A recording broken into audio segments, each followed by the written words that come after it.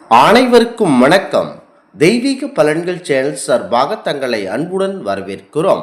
இன்று நம் காணொளியில் காண விரும்புவது ஆடிப்பெருக்கு கொண்டாடப்படுவது ஏன் என்பதை பற்றி இந்த காணொளியில் பார்க்கலாம். வாருங்கள் காணொளிக்கு செல்லலாம். மறக்காமல் ஒரு சப்ஸ்கிரைப் செய்யவும். பொதுவாகவே ஆடி மாதம் முழுக்க சிறப்பு வாய்ந்த நாட்களாகவே இருக்கிறது. ஆடி மாதம் முழுக்க அம்மனுக்கு உகந்த மாதமாக இருப்பதால் மற்ற மாதங்களை விட ஆடி மாதத்தில் அதிகமான விசேஷ தினங்கள் இருக்கின்றன. ஆடி வெள்ளி, ஆடி தபசு, ஆடிப்பூரம், ஆடி அமாவாசை, ஆடிப்பெருக்கு, ஆடி செவ்வாய் இப்படி எண்ணற்ற விசேஷ தினங்கள் ஆடி மாதத்தில் இருக்கின்றன. ஆடி மாதத்தில் மிகுந்த முக்கியத்துவம் வாய்ந்த ஒன்றாக பார்க்கப்படுவதுதான் இந்த ஆடிப்பெருக்கு நிகழ்ச்சி. இதனை 18ஆம் பெருக்கு, அதாவது ஆடி 18 என்றும் கூறுவர்.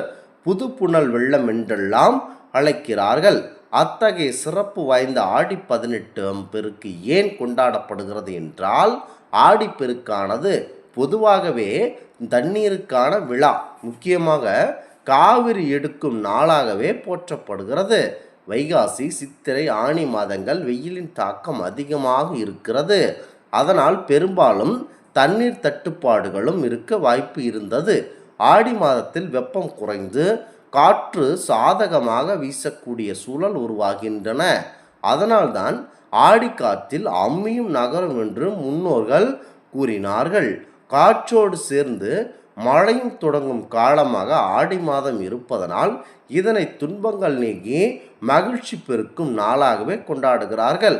அனைத்தும் பெருக்குவதால் இதனை ஆடிப்பெருக்கு என்றும் கூறுவர். மனித வாழ்க்கைக்கு இன்றியமையாதது தண்ணீர்.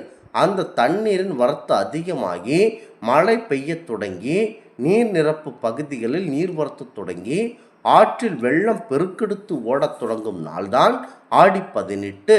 வெயில் காலங்களில் வறண்டு போன, அதாவது வெயில் காலங்களில் வறண்டு போன நிலங்கள் மக்கள் மீண்டும் பயிரிடத் தொடங்க ஏற்றதாக மாறுகிறது.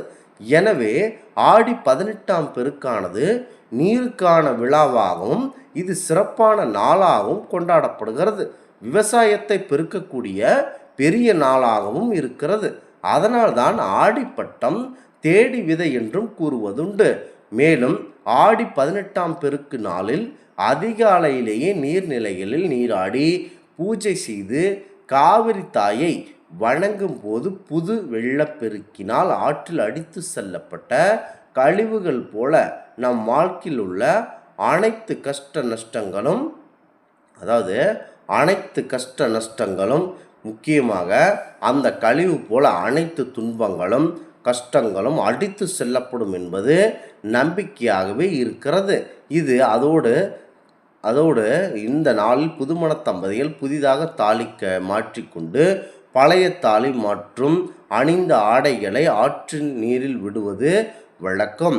அதோடு வருடம் திரும்பிய புதுமண தம்பதிகள் தங்கள் திருமண மாலை ஆற்றில் விட்டு வழிபடுவார்கள். அன்றைய தினத்தில் சப்த கன்னிகளை வழிபட்டு மங்களகரமான ஆடைகளை அணிந்து வாழ்வில் எல்லா நலமும் மற்றும் எல்லா வளமும் பெருக வேண்டும் என வேண்டிக்கொண்டு துண்ணை அல்லது வாழை மட்டைகளில் நெய் தீபமிட்டு அதனை ஆற்றில் மிதக்க விடுவார்கள். திருமணமாகாத கன்னிப்பெண்களும் நல்ல கணவன் அமைய வேண்டுமென வேண்டிக்கொண்டு நூலில் மஞ்சளை தடவி அதனை கைகளில் கட்டிக்கொள்வது வழக்கத்தில் இருக்கிறது. இவ்வாறு செய்யும்போது திருமணமாகாத பெண்களுக்கு விரைவில் திருமணம் நடக்கும் என்பதும், திருமணமான பெண்களுக்கு நீடித்த மாங்கல்ய பாக்கியம் கிடைக்கும் எனவும் பார்க்கப்படுகிறது.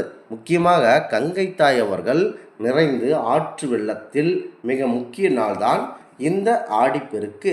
ஆடிப்பெருக்கு நாளில் மிக முக்கியத்துவமாக வீட்டு பூஜை அறையை நன்கு சுத்தம் செய்து அதிகாலையிலேயே